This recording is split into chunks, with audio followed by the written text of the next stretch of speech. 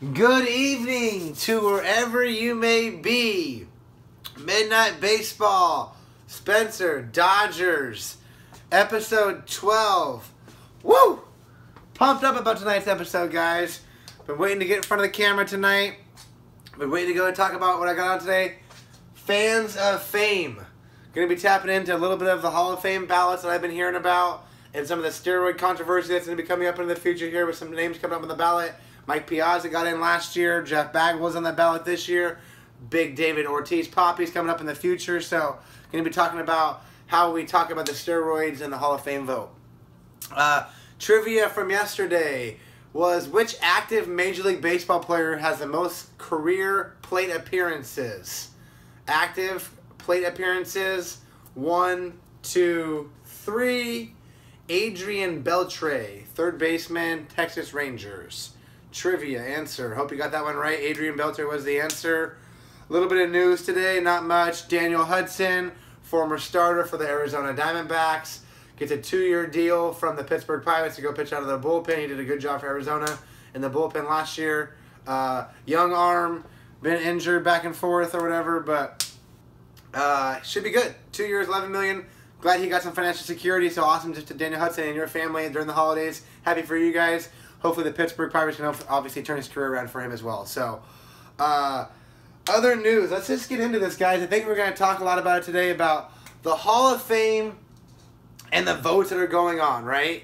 And in order to grasp this whole concept, I've kind of thought of a cool analogy today. Hopefully I can describe it well to you and hopefully it can kind of all work out. And that goes with, how does the people get into the Hall of Fame, and what is the Hall of Fame? The Hall of Fame is obviously where baseball players get enshrined in the history of the greatest games ever. There's a fraternity of players. They have a party every year at the Hall of Fame ceremony in Cooperstown, New York. And to get into Cooperstown is just something that is an amazing accomplishment, not only financially, but for your place in history as a ball player and your stature. So every baseball player dreams about being in the Hall of Fame, and it's very, very important if you don't know a quick history of the Hall of Fame.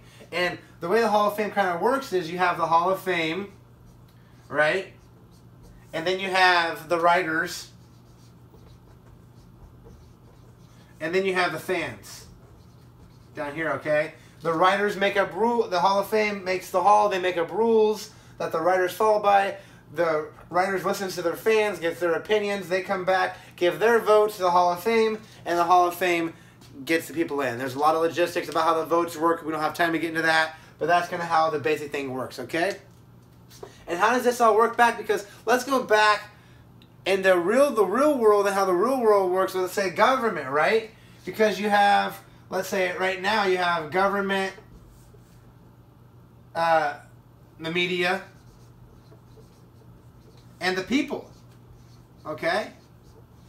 And before there was that, there was just, let's say, the castle and the peasants. Okay, we're getting really raw and really kind of funny here on Monday Night Baseball. But just follow me for 1 second, okay? Castle and peasants, we modernized. We have now modern government. The media that communicates and protects the people, right? Okay, freedom of press. And then that kind of what baseball evolves into their holy grail of the Hall of Fame, the top, the writers are what communicate, and then there's the fans down here, okay? And that's how people have been electoral into the Hall of Fame and justified who's the greatest, right? But now with the steroid era coming up, no one knows who to vote anymore. Who gets in? Does Bonds get in? Does Clemens get in? Who gets in?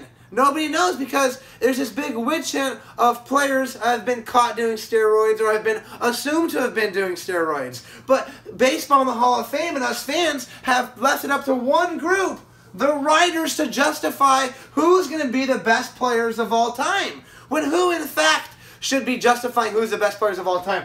20 people in the Hall of Fame making the rules? Or is it 400 or 300 writers nationwide? Or is it millions of fans?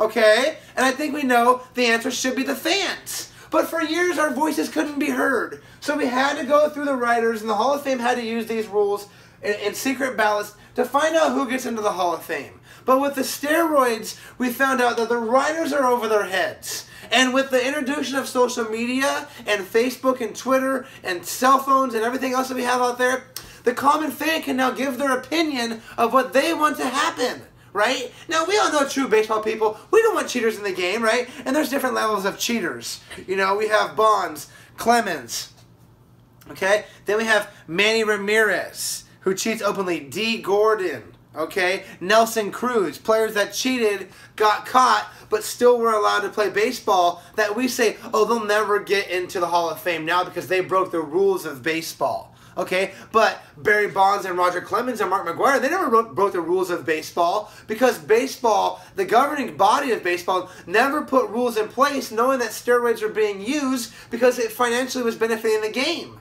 Okay, and then there's other cheaters on other perspectives like Sammy Sosa, who put the cork in the bat. Now, Sammy Sosa, he's out forever, okay, because he cheated between the lines. That's the difference between baseball and when we're talking about the Hall of Fame and everything else. If you cheat between the lines, that's a whole different thing. Sosa, he's out forever. Okay? Now let's go back to the next people. Manny Ramirez, D. Gordon, and Nelson Cruz. Okay? There's another line. You can say Manny's out forever, but Manny was just doing what everybody else was doing. But Manny didn't care because he wasn't going to say that he didn't want to hide from everybody and pay the most money for the best test, like Bonds with Balco in San Francisco, or let's say Alex Rodriguez with Biogenesis in Miami, right? You can see how the lineage of steroids have gone on into where people have hidden it and people who haven't hidden it. And who has gotten in the most trouble, what's so funny with me with the Hall of Fame is, who's been the most bucked from the Hall of Fame? It's Bonds, Clemens, and McGwire. Because they argued it. They didn't want to give in. They have the right to that. They never were proven by guilt by the court of law. So they wanted to fight. And I used to think as a player, I mean, as a fan, keep Bonds, keep Clemens out because they cheated. And we all know that they cheated, right? But so was everybody else. But who wasn't?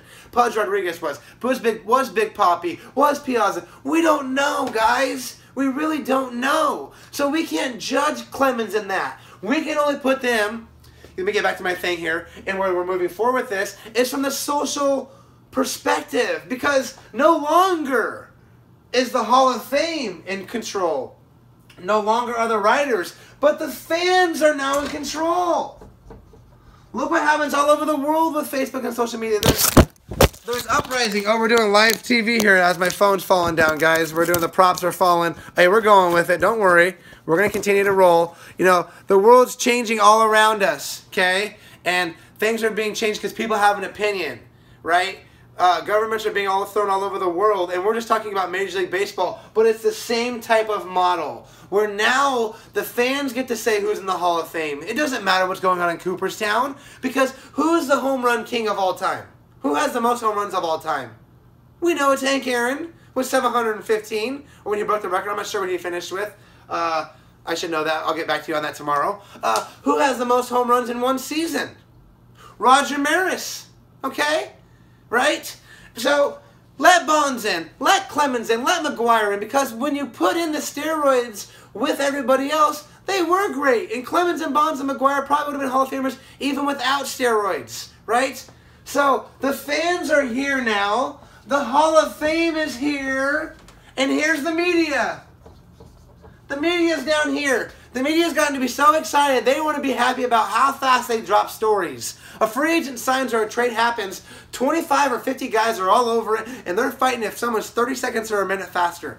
Thank you very much for trying hard, guys, but the news is going to come out. Okay, don't be mad you're down here, because the fans have a voice. And who are the fans? We're Midnight Baseball. We're Midnight Baseball, and we're coming together. That's what Midnight Baseball is doing. We're bringing everyone together. We're taking everybody off Facebook. We're taking everybody off Twitter. We're taking all the fans that don't have a voice on their couches or in their bedrooms watching their phones at the ballparks, okay? And we're bringing us together every night live, being able to talk, going on YouTube, hopefully being a YouTube channel live, using Raklife as a donation hub site, using Major League Baseball with prostate and breast cancer, right? Using RBI and Major League Baseball, all coming together. We'll all intertwine, of course, with Major League Baseball, your Little League foundations, your college baseball fields, your junior college fields, your independent balls, okay? I'm going nuts today. Maybe I'm saliva at the mouth. I'm like a rabid dog right now, okay? I'm super stoked to kind of hopefully kind of talk to you what I've talked about, how important this is to understand that it no longer matters what the writers say about the Hall of Fame, everybody. It doesn't matter. We know who the best players are, okay? We know it. And the Hall of Fame is no longer, it's just a museum. It's not the judge and jury. We're the judge and jury. We, the fans, are the judge and the jury. It's wonderful. It's great. It's Midnight Baseball.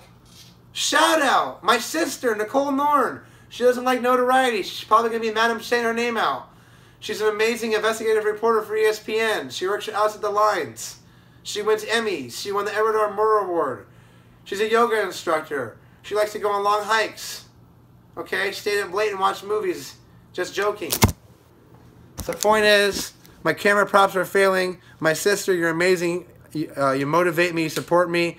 Everybody, she's my first Twitter follower. Follow me at Midnight Baseball on Twitter. Follow my sister. She's amazing. Here's tonight's trivia question, okay? As I'm propping the camera up here with one hand. Let's just go individual here. Trivia question tonight is, what do we got here? Who did I put down? In honor of my sister, who is the longest tenured manager in Major League Baseball? Kind of an easy question if you know what's going on. Longest tenured manager, one of my sister's favorite players growing up. This is Midnight Baseball. This is Spencer.Dodgers. Gratitude to everybody. Baseball gods. Thank you so much. Look forward to seeing everybody tomorrow. Oh, let's do my walk together. I guess you can do it with me. Woo-wee.